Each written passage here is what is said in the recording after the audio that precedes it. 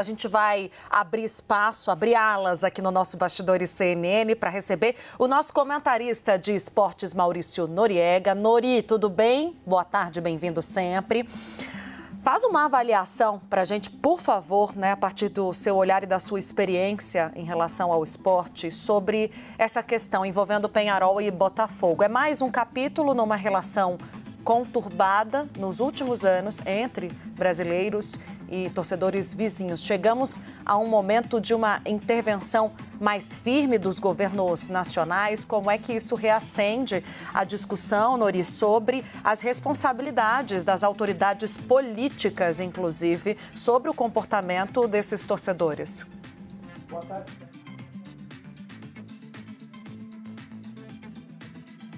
Governos nacionais é fundamental. Acho que já passou desse ponto.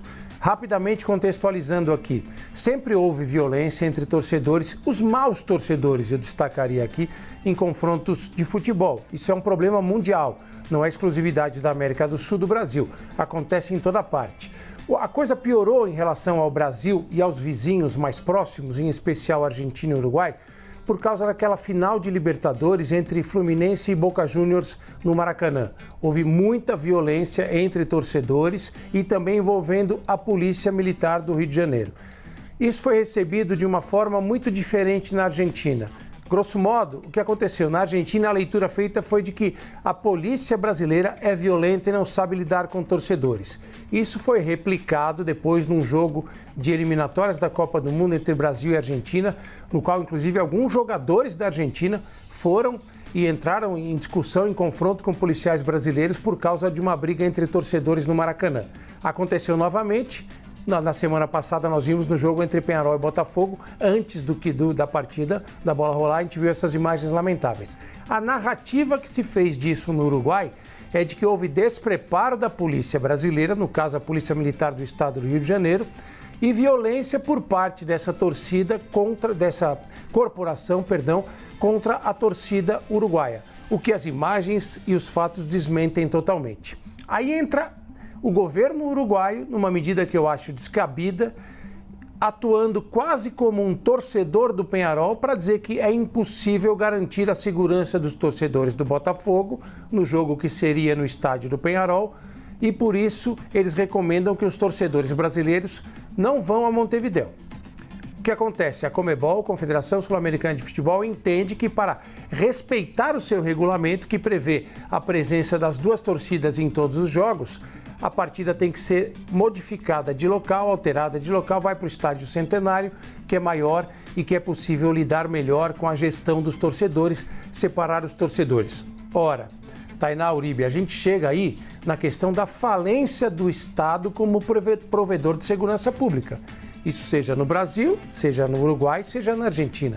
Por isso, passou da hora dos governos se reunirem, fazerem uma cúpula em relação ao futebol e tratarem de forma única essa questão. Porque tem muita gente, imagine um brasileiro hoje que está em Buenos Aires ou em Montevidéu, tem um jogo do Cruzeiro contra o Lanús, na região metropolitana de Buenos Aires, e o jogo do Botafogo contra o Peñarol em Montevidéu.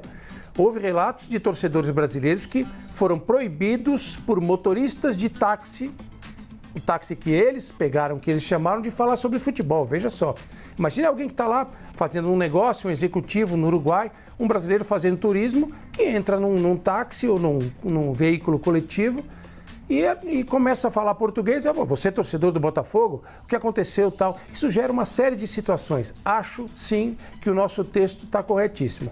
Passou da hora de intervenção dos governos para buscar uma ação conjunta, acabar com os maus torcedores, preservar o esporte e preservar o bom torcedor.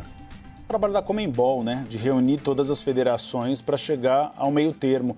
E pode se inspirar na Inglaterra, com os hooligans, por exemplo, leis e punições severas que diminuíram os enfrentamentos. Nori, a gente pode dizer que esses casos são isolados de torcedores ou isso pode, eventualmente, contaminar os jogadores e pode aumentar a tensão dentro do campo? Pode chegar, sim, dentro do campo. Ontem, os jogadores do River Plate e do Atlético Mineiro foram exemplares no profissionalismo. Existe uma tensão, existe uma provocação, mas nada acabou transbordando, acabou transcendendo o campo de jogo, de um empurrão para cá, uma provocação para lá. Não houve nenhuma violência entre eles. Houve sim apedrejamento de ônibus de torcedores, objetos sendo atirados ao campo. O que deve acontecer, em especial com o Botafogo, no jogo de hoje, Uribe, é tomar muito cuidado com provocações. Eu não descarto a possibilidade de jogadores do Peñarol, integrantes da comissão técnica do Peñarol, tentarem tirar jogadores do Botafogo de uma provável final da Libertadores, com base na provocação, com base em alguma briga. Isso tem que ser alertado. E cabe à arbitragem proibir isso de acontecer, perceber o esquema do que está acontecendo.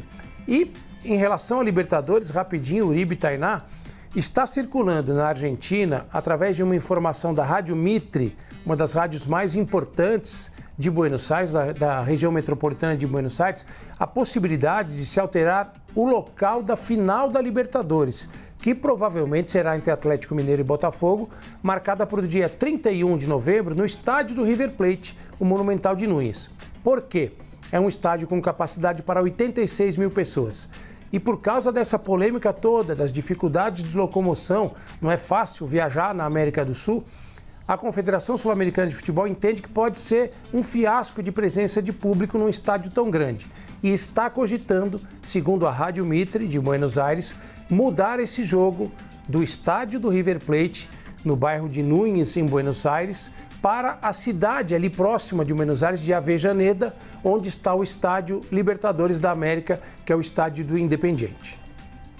Nori, fica mais um pouquinho com a gente. Tem mais um ingrediente para toda essa história, que é o Botafogo tendo um placar elástico a ser batido. Você acha que é possível uma reviravolta ou é improvável? Tainá, é bastante improvável. Primeiro, porque o placar é um placar que já assusta logo de cara qualquer situação. Não é fácil fazer 5 gols num jogo. Não é fácil fazer 5 gols numa partida para levar para os pênaltis num segundo jogo que já começa com uma desvantagem de 5-0. E é mais difícil ainda fazer 6 gols de diferença, que é a tarefa do Peñarol. O que pode acontecer, evidentemente, desse favoritismo do Botafogo, que é um time muito melhor do que o Peñarol, é o Botafogo se deixar levar por algum tipo de provocação, sair do seu controle, tentar encarar um jogo violento, aceitar uma provocação com outra provocação. Mesmo assim, pela disparidade técnica entre as equipes, eu diria para você, Tainá, que é virtualmente impossível que isso aconteça e a gente pode cravar com muita tranquilidade que a final será entre Atlético Mineiro e Botafogo. Você deu uma zebra muito grande, o time ficar realmente descompensado e deixar o Peñarol marcar 5, 6 gols. É muita coisa, Nori. E vamos falar do outro classificado? Vamos falar do Atlético Mineiro, da classificação dele sobre o River Plate. O que podemos esperar do Galo na decisão da Libertadores? A gente pode falar de um favorito, Galo ou Botafogo? Não dá para falar de favoritismo e a gente espera que seja mesmo essa a final com a classificação do Botafogo. O Atlético já se classificou e se classificou muito bem. O Atlético, Uribe, para mim, ele é o tipo do time que a gente chama de copeiro no futebol, na linguagem do futebol. O time moldado para disputar torneios com formato de Copa, como é a Copa Libertadores. Esses torneios são diferentes do Campeonato Brasileiro. O Campeonato Brasileiro tem 38 rodadas e ele premia no final o time mais regular, o time que consegue ter uma performance equilibrada durante toda a competição, que é muito longa. As Copas permitem reviravoltas e preparação específica para objetivos mais rápidos e determinados. O Atlético, pela formação do time que fez, com jogadores muito experientes, Hulk, Gustavo Scarpa, o Daverson, o Paulinho, e pela maneira como ele encara os jogos eliminatórios, os jogos de Copa, ele chega muito forte. Isso não se reflete no Campeonato Brasileiro. Por quê? Porque o Atlético é um time irregular. É mais fácil lidar com a irregularidade de situação em situação, que é o caso das Copas. A motivação é diferente, o tipo de jogo, a atmosfera é diferente. E o Atlético casou perfeitamente com esse tipo de competição. Nori, a gente está de coração partido aqui no Bastidores CNN, sabia? Ai, não fala isso pra mim. Você vai sentir Vocês vão me nossa emocionar falta. aqui. Não, de verdade, eu quero agradecer em nome de todo o nosso elenco Bastidores CNN. Você sempre, além de muito competente, talentoso, com extenso conhecimento sobre todos os assuntos que se propõe a trazer.